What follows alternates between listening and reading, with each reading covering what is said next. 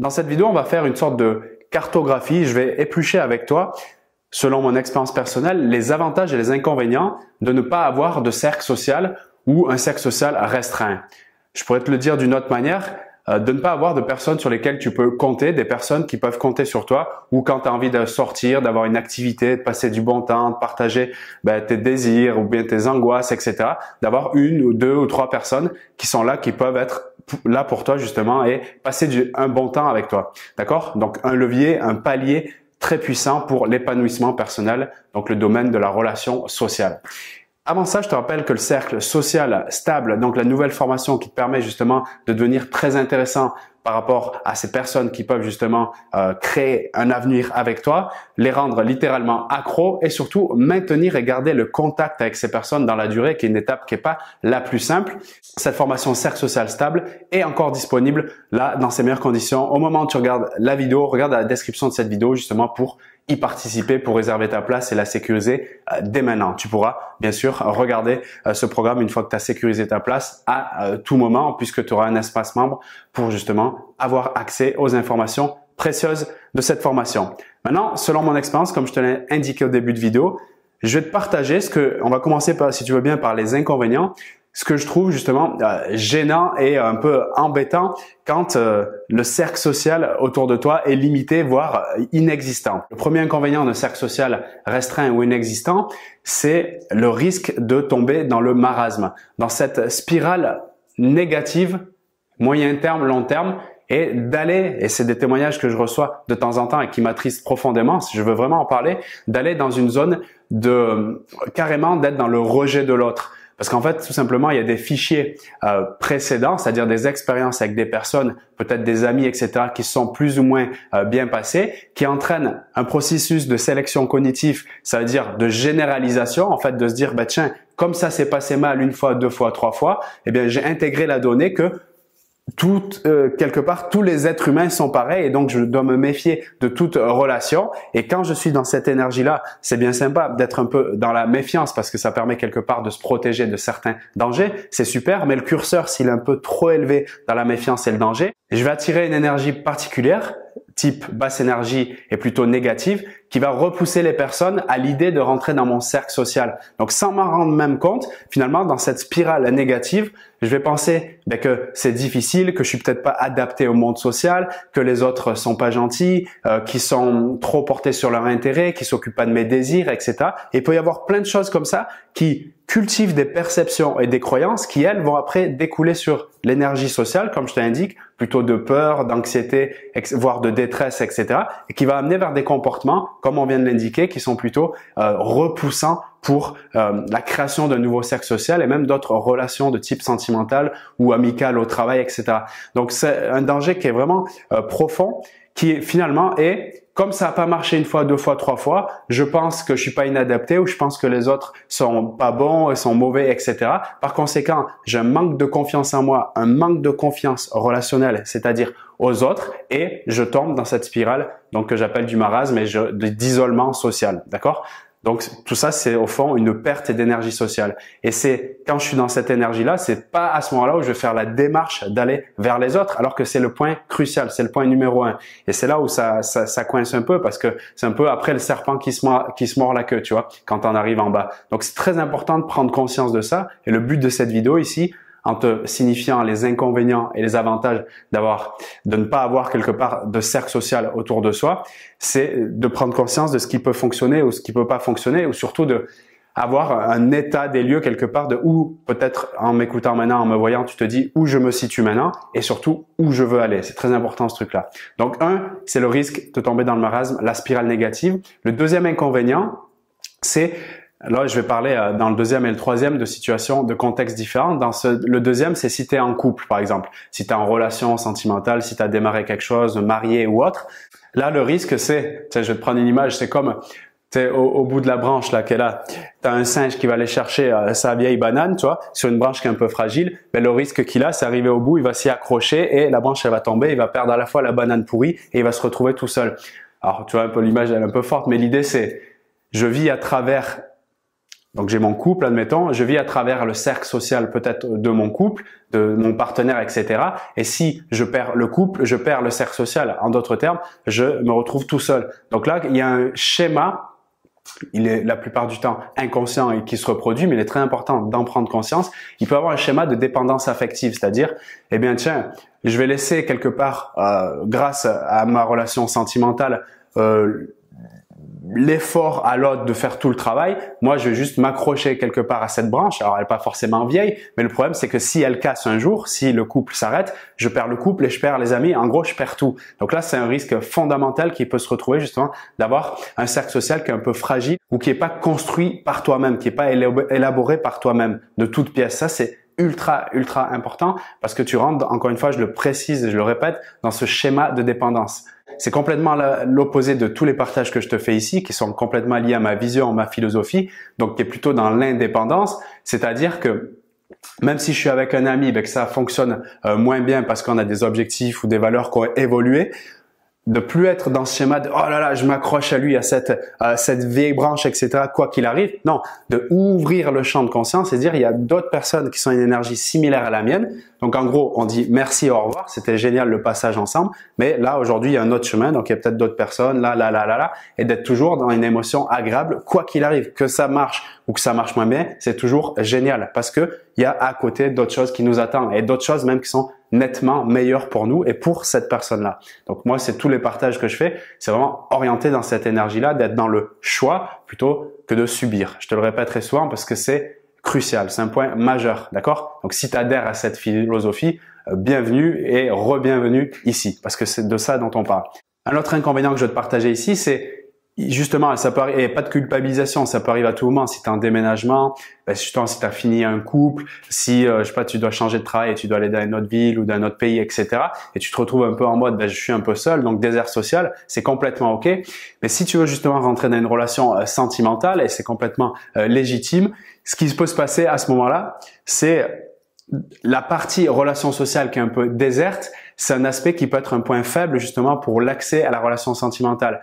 Et particulièrement, alors on peut en discuter, mais particulièrement justement si tu es un homme justement où la femme recherche qu'elle le sache ou non, quelque part, le statut. C'est un point important pour elle de savoir si la personne, elle a autour d'elle, donc je parle par exemple pour l'homme, des activités, si ça bouge autour, si il y a, tu vois, si son agenda, il est rempli, quoi, tu vois, ce qui augmente sa valeur perçue aux yeux de la femme. Encore, je dis ça, mais c'est aussi valable pour les hommes de ce côté-là, le côté valeur perçue par rapport, en fait, aux activités à côté.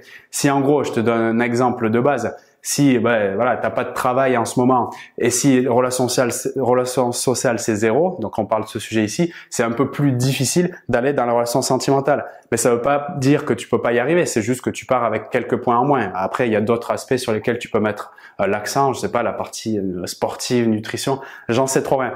Mais l'idée, c'est dans cette vidéo-là, c'est de se dire que le désert social, ça peut être un point faible pour l'accès à la relation sentimentale. Donc, c'est pour ça que, selon moi, c'est encore une fois de l'expérience que je partage, j'ai capté, que ce soit pour moi ou les personnes autour de moi, que ceux qui avaient un cercle social qui était dynamique, qui était fort, stable, où ça bougeait, limite, ils avaient même pas besoin de faire d'efforts pour aller rentrer en relation sentimentale ou, dit autrement, se mettre en couple. Donc, c'est un aspect très important, je pense, à prendre en considération pour les deux gros piliers des relations, où il y en a trois, on va dire relation famille, relation sociale, ce qu'on parle ici, et relation de couple.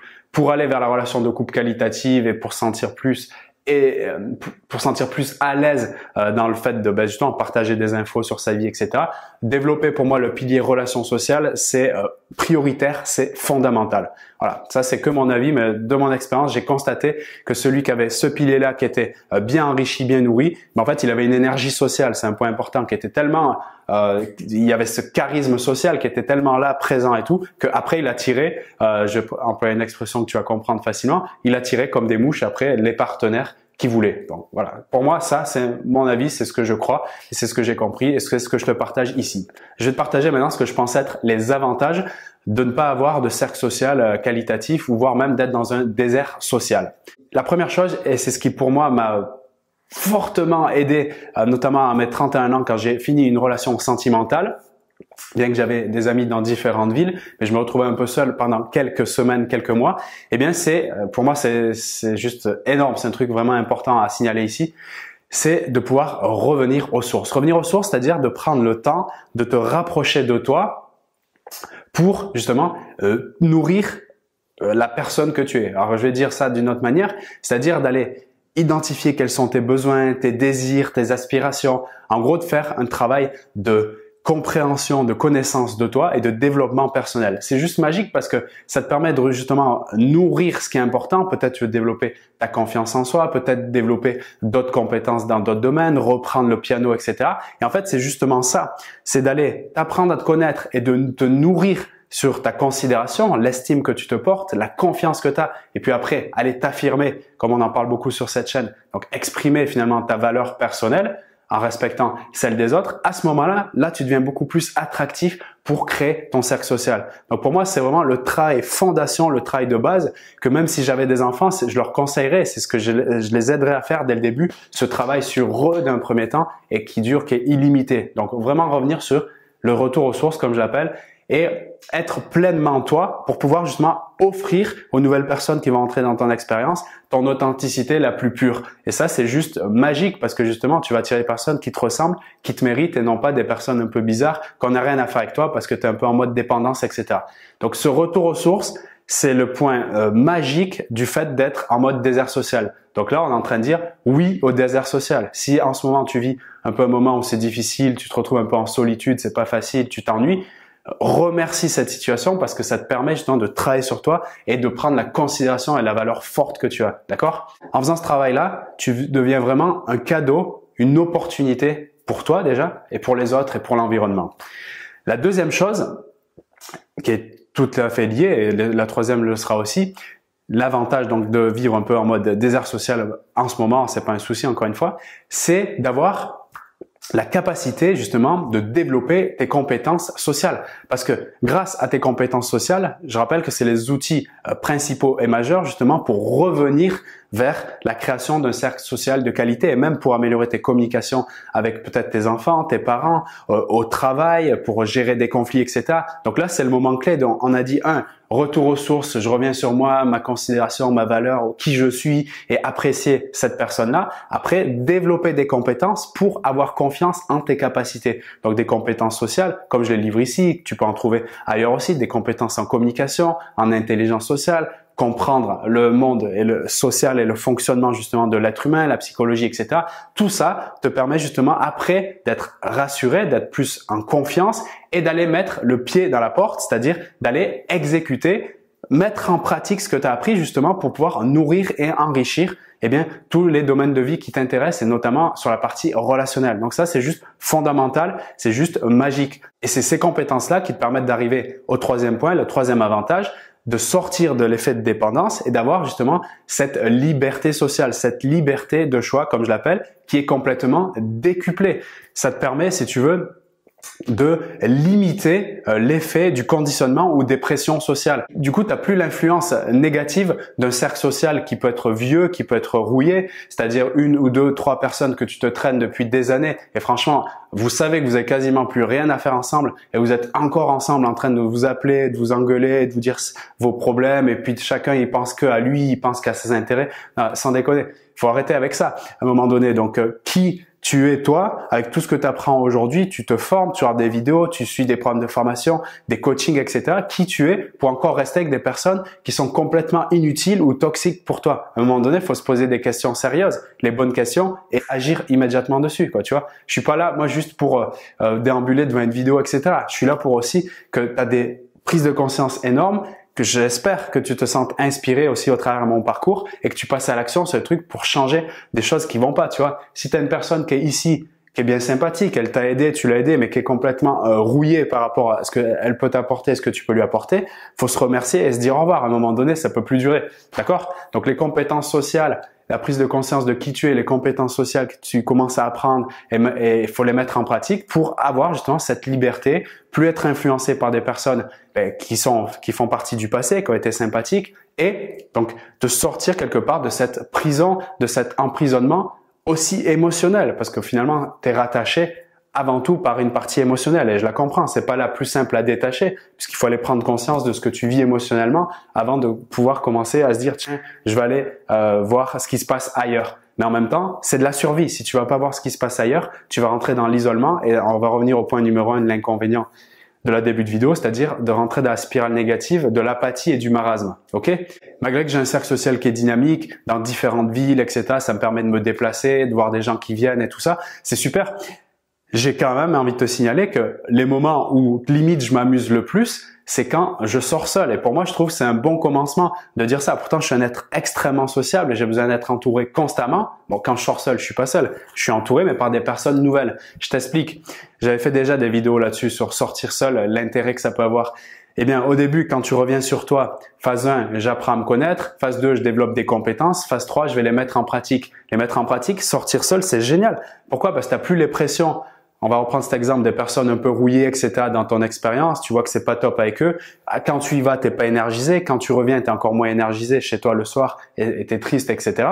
Eh bien, quand t'es seul, tu annules ça. Qu'est-ce qui se passe? Eh bien, tu reprends tes désirs, tes besoins. Qu'est-ce qui est important pour toi? Tu vas dans les lieux qui t'intéressent. Donc, il y aura peut-être des lieux, des personnes, d'accord, qui ont les mêmes centres d'intérêt que toi et c'est complètement différent ce qui se passera parce que tout part de toi. T'es plus en pression du groupe qui t'a dit viens on va là et au fond de toi t'oses pas dire non parce que t'as peur de perdre le groupe et tu vas dans leur truc à eux mais t'as plus envie, ça fait 10 ans que t'as plus envie d'y aller. Là, quand tu sors seul, tu développes tout pour toi.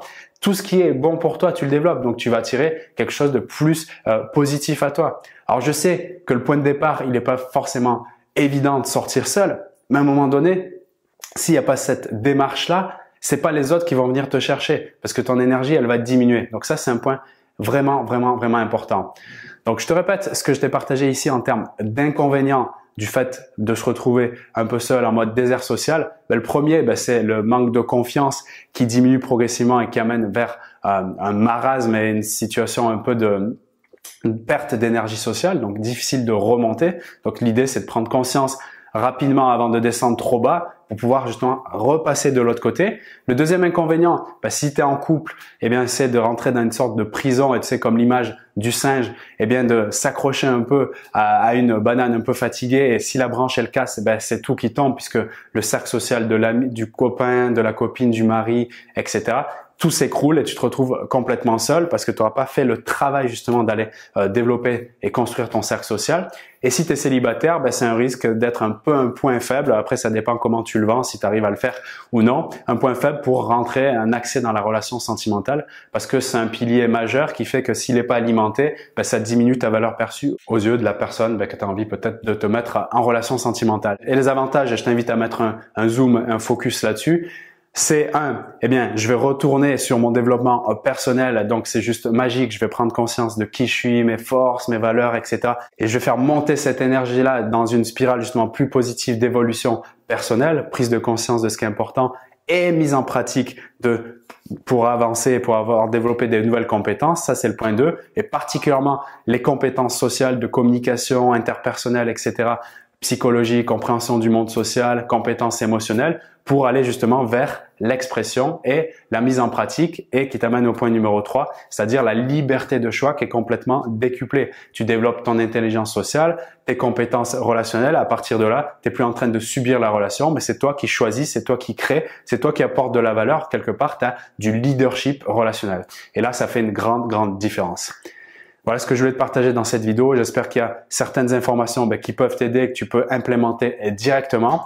Et si tu veux aller plus loin et créer ton cercle social et surtout le rendre fort, solide et surtout stable, c'est-à-dire faire en sorte de maintenir, de garder le contact avec des personnes qui t'intéressent sans jamais leur courir après. On me faisait cette remarque récemment par mail et je trouvais ça sympa. On me disait, Vincent, comment on fait pour garder des amis, des personnes dans notre cercle social sans jamais leur passer la pommade? Parce que cette personne, elle avait l'impression qu'elle devait toujours leur passer leur pommade.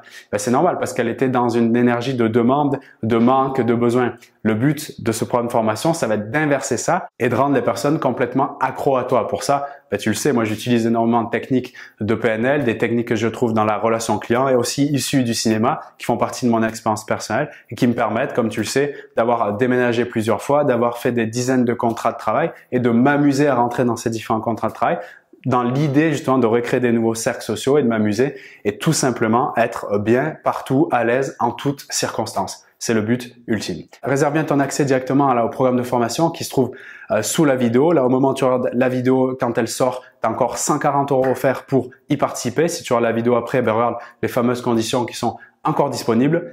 Je te retrouve pour le premier module, la première partie de ce programme et pour d'autres vidéos sur cette chaîne YouTube. Salut à toi!